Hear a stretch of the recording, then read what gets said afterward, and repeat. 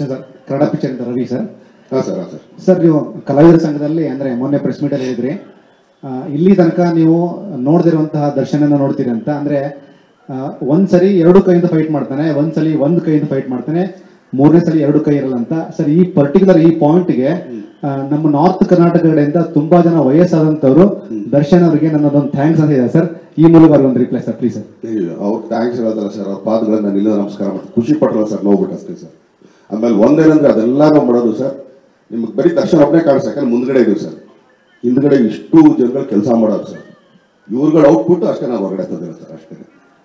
Darshan sir, ಅದೇ Vasu sir ಪ್ರಶ್ನೆಗೆ ಪೂರಕ ಪ್ರಶ್ನೆ ಇದು, ಆವಾಗಲೇ ನನಗೂ ಕೇಳೋಂತ ಆಲೋಚನೆ ಇತ್ತು. ಬಟ್ ನೀವದೇ ಕಳೆದ ಪ್ರೆಸ್ ಮೀಟ್ ಅಲ್ಲಿ ಒಂದು ರಾಷ್ಟ್ರ ಪ್ರಶಸ್ತಿ ಹೇಗಿರುತ್ತೆ ಅನ್ನೋಂತ ನೋಡಕ್ ಕುತೂಹಲ ಇದೆಯಪ್ಪ ಅಂತ ರೋಹಿತ್ ಅವರ ತರಿಸ್ಕೊಂಡು ನೋಡಿದ್ರಿ ಅಂತ. ಈಗ ಇಲ್ಲ ಸರ್, ಈಗ ಅಭಿಮಾನಿಗಳು ಅದನ್ನ ಟ್ರೆಂಡ್ ಮಾಡ್ತಾ ಇದ್ದಾರೆ. ಸೊ ನಿಮ್ಮ ಒಂದು ಅಭಿಪ್ರಾಯ ಸರ್ ಅದಕ್ಕೆ ಹೇಗೆ ಅಂತ?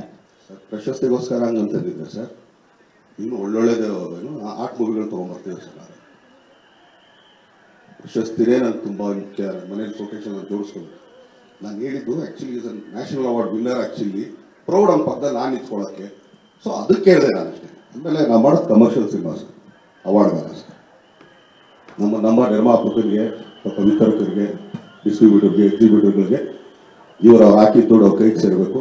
ಬರೋ ಜನ ಕಾಸ್ಬಿಟ್ಟು ಒಳಗಡೆ ಬರ್ತಾರಲ್ಲ ಅವು ಖುಷಿಯಾಗಿ ಹೊರಗಡೆ ಸರ್. ಪ್ರತಿಯೊಂದು ಸಿನಿಮಾನು ಕಾಟಾರನೇ ಆಗಲ್ವಲ್ಲ ಸರ್. ಈಗ ಏನಾಗುತ್ತೆ ಅದಕ್ಕೆ ಅಲ್ಲ, I want to finish it. ಈಗ ಏನಾಗುತ್ತೆ, ನೆಕ್ಸ್ಟ್ ಸಿನಿಮಾ ನಾನು ಬೇರೆ ಥರ ತೊಗೊಳ್ತೀನಿ ಸರ್, ನಾನು ಮತ್ತೆ ಕಾಟಾರನೇ ಮಾಡಲ್ಲ sir.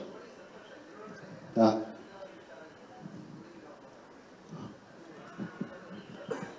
Thank you sir for my wishes.